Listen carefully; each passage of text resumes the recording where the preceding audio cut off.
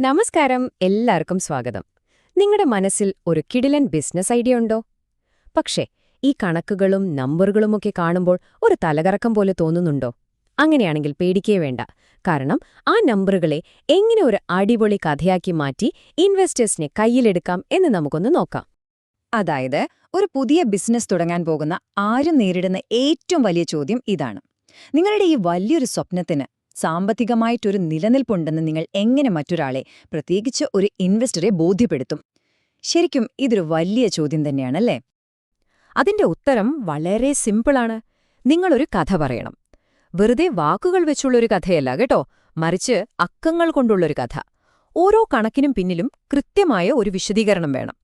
ഒരു financial projection എന്ന് പറഞ്ഞാൽ ശരിക്കും നിങ്ങളുടെ ബിസിനസിന്റെ ഭാവി എഴുതിയൊരു തിരക്കഥ പോലെയാണ്. ഓക്കെ, അപ്പം നമുക്ക് നേരെ കാര്യത്തിലേക്ക് കടക്കാം. നോക്കൂ, ഏതൊരു നല്ല കഥയ്ക്കും നല്ലൊരു അടിത്തറ വേണമല്ലോ. അതുപോലെ തന്നെയാണ് ഇവിടെയും. നമ്മുടെ ഈ ഫിനാൻഷ്യൽ സ്റ്റോറിയുടെ അടിത്തറയെന്ന് പറയുന്നത് ചില കൃത്യമായ അനുമാനങ്ങളാണ്. അപ്പോ എന്താണ് ഈ ഫിനാൻഷ്യൽ പ്രൊജക്ഷൻ എന്ന് പറഞ്ഞാൽ? വളരെ സിമ്പിളായി പറഞ്ഞാൽ, അടുത്ത 3 മുതൽ 5 വർഷം വരെ നിങ്ങളുടെ ബിസിനസ് എങ്ങോട്ട് പോകുമെന്ന് കാണിക്കുന്ന ഒരു റോഡ് മാപ്പാണിത്. നിങ്ങളുടെ ലക്ഷ്യമെന്താണ്, അവിടെ എത്താൻ എന്തു ചെയ്യണം എന്നൊക്കെ കൃത്യമായി കാണിച്ചു തരുന്ന ഒരു വഴികാട്ടി. ശരി, അപ്പോൾ ഈ 5 കാര്യങ്ങളാണ് നമ്മുടെ കഥയുടെ ഏറ്റവും പ്രധാനപ്പെട്ട അടിസ്ഥാന ശിലകൾ. 1.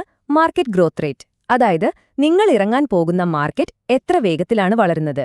2. കസ്റ്റമറെ കിട്ടാനുള്ള ചെലവ്, പിന്നെ നിങ്ങളുടെ പ്രൈസിംഗ് മോഡൽ, വിൽക്കുന്ന സാധനത്തിന്റെ യഥാർത്ഥ വില, പിന്നെ ബിസിനസ് നടത്തിക്കൊണ്ടു പോകാനുള്ള ചെലവുകൾ. ഇവിടെ ഏറ്റവും പ്രധാനപ്പെട്ട കാര്യം എന്താണെന്ന് വെച്ചാൽ, ഈ ഓരോ നമ്പറിനും പിന്നിലും നല്ല റിസർച്ച് വേണം. വെറുതെ മനസ്സിൽ തോന്നിയ ഒരു കണക്ക് അവിടെ എഴുതി വെക്കരുത്. ഓക്കെ, അപ്പം നമ്മള് കഥയുടെ അടിത്തറയിട്ടു. ഇനി നമുക്ക് ഇതിലെ പ്രധാന കഥാപാത്രങ്ങളെ ഒന്ന് പരിചയപ്പെടാം. അതായത് നമ്മുടെ കഥയിലെ ഹീറോയെയും വില്ലനെയും. ഇതാണ് നമ്മുടെ ഹീറോ, വരുമാനം അഥവാ റവന്യൂ. ഈ ടേബിളിലേക്കൊന്ന് നോക്കൂ. ഓരോ വർഷവും നമ്മുടെ ഹീറോ എങ്ങനെയാണ് വളരുന്നതെന്ന് കാണാം അല്ലേ? ആദ്യത്തെ വർഷം $1.5 ലക്ഷം. രണ്ടാം വർഷമായപ്പോഴേക്കും അത് 50% കൂടി, 2.25 ലക്ഷമായി. എങ്ങനെയാണ് നമ്മുടെ ബിസിനസിന്റെ വളർച്ചയുടെ കഥ മുന്നോട്ടു പോകുന്നത്? ഹീറോ ഉണ്ടെങ്കിൽ ഒരു വില്ലനും വേണമല്ലോ. അതാണ് നമ്മുടെ ചെലവുകൾ. ഇവിടെ നോക്കിയാൽ കാണാം, നമ്മുടെ വില്ലനായ ഈ ചെലവുകളും വർഷം തോറും കൂടുന്നുണ്ട്. അതായത് സാധനങ്ങൾ ഉണ്ടാക്കാനുള്ള ചെലവ്, പിന്നെ ശമ്പളം, വാടക, അങ്ങനെയുള്ള ഓപ്പറേറ്റിംഗ് ചെലവുകൾ എല്ലാം ഇതിൽ വരും. ഇവനെ പിടിച്ചുകെട്ടുക, അതാണ് നമ്മുടെ മുന്നിലുള്ള ഏറ്റവും വലിയ വെല്ലുവിളി. അപ്പം നമ്മുടെ കഥയുടെ പ്രധാന ട്വിസ്റ്റ് അല്ലെങ്കിൽ ആ ഒരു സംഘർഷം എന്ന് പറയുന്നത് ഇതാണ്. വരുമാനവും ചെലവും തമ്മിലുള്ള ഈ ഒരു പോരാട്ടം. എപ്പോഴാണോ നമ്മുടെ ഹീറോ, അതായത് വരുമാനം, ഈ വില്ലനെ, അതായത് ചെലവിനെ മറികടക്കുന്നത്, അപ്പോഴാണ് നമ്മുടെ കഥയ്ക്ക് ഒരു ഹാപ്പി എൻഡിംഗ് ഉണ്ടാവുന്നത്. ഈ പോരാട്ടത്തിന്റെ സ്കോർ എത്രയാണെന്ന് കാണിക്കുന്നൊരു ബോർഡാണ് ഈ പ്രോഫിറ്റ് ആൻഡ് ലോസ് സ്റ്റേറ്റ്മെന്റ് അഥവാ P&L. ഈ സ്കോർ ബോർഡ് ഒന്ന് നോക്കിയേ. ആദ്യ വർഷം വെറും $10,000 ആയിരുന്നു ലാഭം. പക്ഷേ 5ാമത്തെ വർഷം എത്തിയപ്പോഴോ അത് $3 ലക്ഷം ഉയർന്നു. ഇതിനർത്ഥം എന്താ? നമ്മുടെ ഹീറോ പതുക്കെ പതുക്കെ കളി ജയിച്ചു വരുന്നുണ്ട്.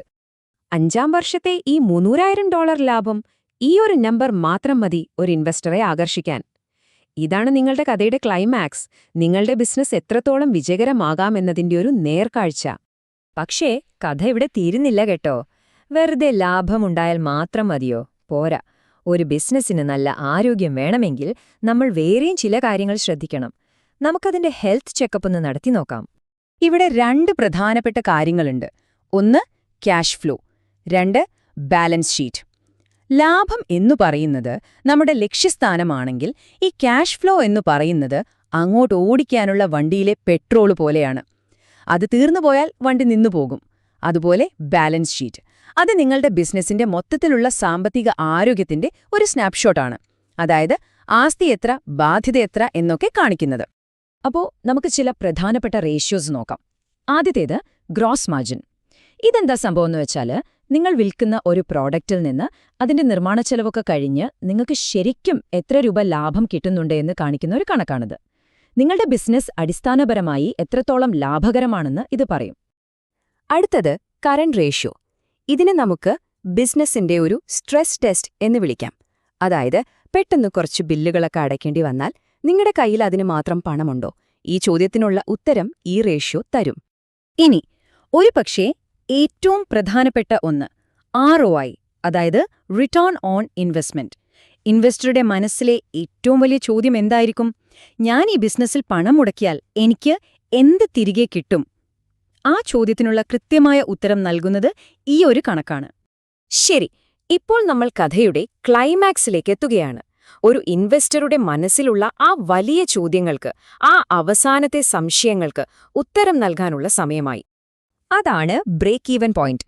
നമ്മുടെ കഥയിലെ ഏറ്റവും നിർണായകമായൊരു ടേണിംഗ് പോയിന്റാണിത്.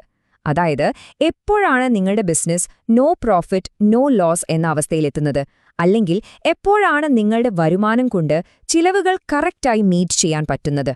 ആ ഒരു പോയിന്റ് കഴിഞ്ഞാൽ പിന്നെ നിങ്ങൾ ഉണ്ടാക്കുന്നതെല്ലാം ലാഭമാണ്. അതുവരെ നമ്മൾ മുടക്കുമുതൽ തിരിച്ചുപിടിക്കുകയാണെന്ന് പറയാം. ഇനി വളരെ രസകരമായൊരു കാര്യമാണ് ഈ സെൻസിറ്റിവിറ്റി അനാലിസിസ്.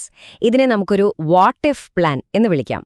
അതായത്, കാര്യങ്ങൾ നമ്മൾ വിചാരിച്ച പോലെ നടന്നാൽ എന്ത് സംഭവിക്കും? ഇനി അഥവാ നടന്നില്ലെങ്കിലോ?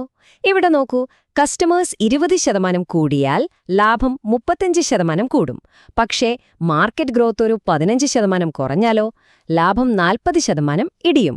ഇങ്ങനെ നല്ലതും മോശമുമായ സാഹചര്യങ്ങളെ നിങ്ങൾ മുൻകൂട്ടി കാണുന്നുണ്ടെന്നൊരു ഇൻവെസ്റ്റർക്ക് മനസ്സിലായാൽ അത് നിങ്ങളുടെ വിശ്വാസ്യതയെ ഒരുപാട് വർദ്ധിപ്പിക്കും. അപ്പോൾ അവസാനം നമ്മൾ സ്വയം ചോദിക്കേണ്ട ഒരൊറ്റ ചോദ്യമേ ഉള്ളൂ: എന്റെ ഈ കണക്കുകൾ പറയുന്ന കഥ യാഥാർത്ഥ്യബോധമുള്ളതാണോ? അടുത്ത 3-5 വർഷത്തേക്ക് സുസ്ഥിരമായി മുന്നോട്ടു പോകാൻ കഴിയുന്ന ഒന്നാണോ? ഏറ്റവും പ്രധാനമായി, ഒരു ഇൻവെസ്റ്റർക്ക് പണം മുടക്കാൻ ആത്മവിശ്വാസം നൽകുന്ന ഒന്നാണോ?